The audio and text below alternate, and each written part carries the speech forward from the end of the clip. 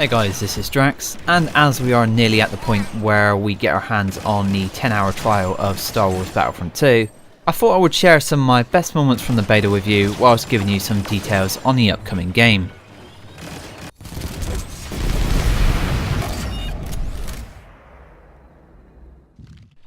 On the 9th, if you have EA or Origin access, then you will be able to play the full game of Battlefront 2. We may gain access a little earlier, like on the 8th, but for now the dates on the website specify the 9th. The limits of this trial have been shown to us by Reddit user some_info. His information has been reliable in the past, so we can safely assume that these statements to be true at this time. He said that only the first 3 campaign missions will be available in the trial, but that he recommends playing the story first before the multiplayer. The multiplayer has a few glitches currently that will be fixed in the day 1 patch, but not before. The campaign will come in 3 levels of difficulty and take roughly 6 to 10 hours to complete in the full game, depending on if you're looking for collectibles or blitz through it. He mentions that there will be DLCs in the future that add to this campaign, so that's pretty great to hear. Now, I've been reading the Inferno Squad book and I've got to say it's a pretty good story. I've really enjoyed it. This book is more of a prelude to the game story with maybe a few spoilers for the game, but still, if you're into Star Wars, the Inferno Squad book is a good read before you start the campaign in game.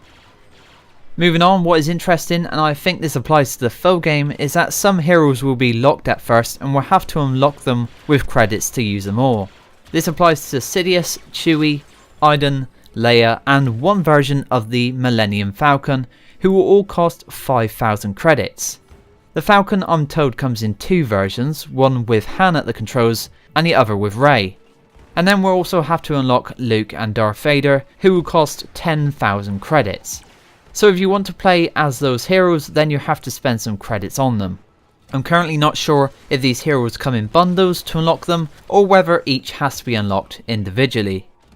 Arcade will be fully playable in the trial, and everything you do throughout the trial will transfer over to the full game if you decide to buy it or when we get to play at launch. As seen with a post on EA.com a week ago, the progression system has been changed for the full game, so top tier star cards will only be available to those who choose to craft them. They will not drop randomly in the loot crates. Now, the crafting parts will drop in these loot crates, so they are still highly linked to progression.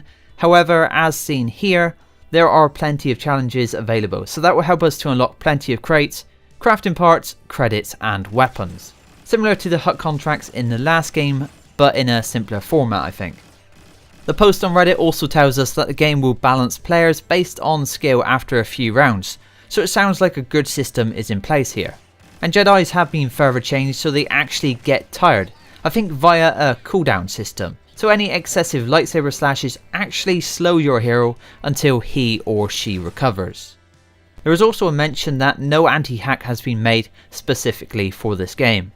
I spoke about hacking before being one of my main concerns, and simply what this means is that the game will be using the same fair fight system as before.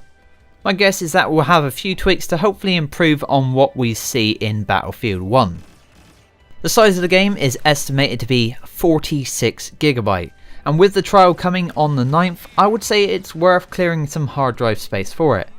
Origin Access allows you to download some of the best games over the past few years, alongside giving you early trial access to new games like Battlefront 2 seen here. So if you can afford the £20 a year, that's the cost in the UK, then I would say it's definitely worth it to check out these games and decide if you like them. Although I think the beta was good fun for Battlefront 2, I don't think it showed off this game as good as it should have. It got a lot of negative press and there were only 3 maps and 3 modes available.